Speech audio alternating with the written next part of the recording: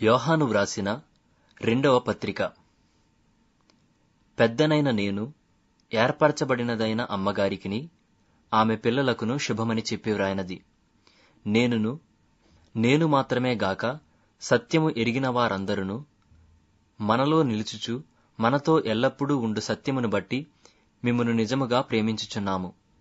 సత్య ప్రేమలు మనయందుండగా తండ్రి అయిన దేవుని యొద్ద నుండియు తండ్రి యొక్క కుమారుడగు యేసుక్రీస్తునొద్ద నుండియు కృపయు కనికరమును సమాధానమును మనకు తోడగును.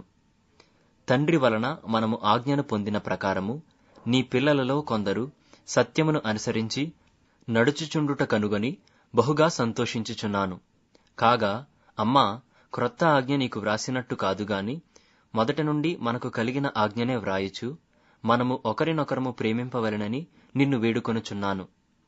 మనమాయన ఆజ్ఞల ప్రకారము నడుచుటయే ప్రేమ.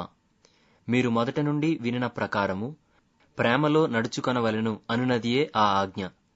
యేసుక్రీస్తు శరీరధారి అయి వచ్చెనని యొప్పుకొనని వంచకులు అనేకులు లోకములో బయలుదేరియున్నారు. అట్టివాడే వంచకుడును క్రీస్తు విరోధియునై ఉన్నాడు. మేము మీ మధ్యను నెరవేర్చిన కార్యములను చెడగొట్టుకొనక మీరు పూర్ణ ఫలము పొందునట్లు జాగ్రత్తగా చూచుకొనుడి. క్రీస్తు బోధయందు నిలిచియుండక దానిని విడిచి ముందునకు సాగు ప్రతివాడును దేవుని అంగీకరింపనివాడు. ఆ బోధయందు నిలిచియుండువాడు తండ్రిని కుమారుని అంగీకరించువాడు. ఎవడైనను ఈ బోధను తేక మీ యొద్దకు వచ్చిన ఎడల వానిని మీ ఇంట చేర్చుకొనవద్దు. శుభమని వానితో చెప్పనూ వద్దు.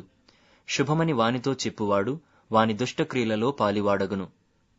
అనేక సంగతులు మీకు వ్రాయవలసియుండియు సిరాతోనూ కాగితముతోనూ వ్రాయ మనస్సు లేక మీ సంతోషము పరిపూర్ణమవునట్లు మిమ్మును కలుసుకొని ముఖాముఖిగా మాటలాడ నిరీక్షించుచున్నాను. ఏర్పరచబడిన నీ సహోదరి పిల్లలు నీకు వందనములు చెప్పుచున్నారు.